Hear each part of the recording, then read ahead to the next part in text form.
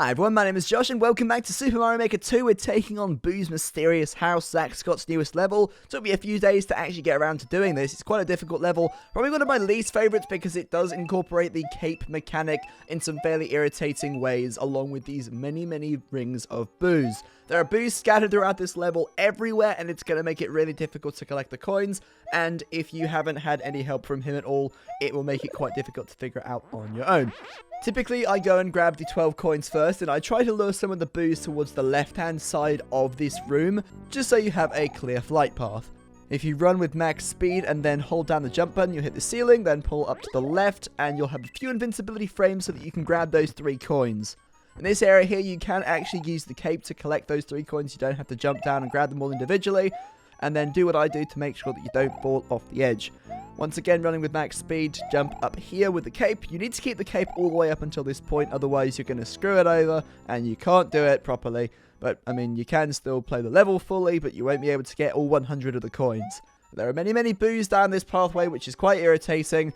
It's a bit difficult to go back the way you came because the Boos are constantly moving towards you, and they can create a bit of an impossible pathway to get through, so you can do the exact same thing that you did before and just fly all the way through back to the door, and you don't have to worry about losing the cape. Now, the reason that we have the cape here is because you need to run from here and jump so you can get that pink coin up there. It's designed in such a way that if you grab the feather from the question mark block, you won't be able to grab that pink coin. Now, if you run here and you dive down, so that's pressing the control stick to the right, you'll dive, and then if you press the control stick to the left, you'll do a bit of a swoopy up thing, so you can go up and down. It takes a lot of practice before you can finally get that. It's really confusing, and that was my least favorite part of this level, but as soon as I got it, I found it quite enjoyable, but that's not to say that it didn't take me quite a while. Now, right where I am, don't bother continuing to the right to go into the door to continue through the level. Make sure you still have the cape at this point, and head into this pipe the same way that I do. Now, I tried to get the pink coin over here without hitting the Boo, but unfortunately, I'm not able to get back. I could have moved too far to the right there, and I would have completely screwed myself over, because that's actually the end of the level. So if you want to speedrun, there's a strategy for speedrunning. You don't have to keep the cape there, like I said, and if you do happen to get hit in this bit again, then you'll just need to be really cautious, because otherwise you're going to lose all your coins, and that's a bad thing. These sections are duplicated, so if you play it through without going through that pipe, you won't be able to get any of the pink coins, but if you do happen to get that pink coin and you go through the door the normal way you would previously, then you'll be able to grab both of them. Now, there are 2 different pathways that you can go down. For me, the RNG took me down the route of the claws and the coins, but it might take you down the route of the conveyor belt and the Boos down there. I'd probably say that's the more difficult way to go, just because it's really easy to fall down and die, like, in that area.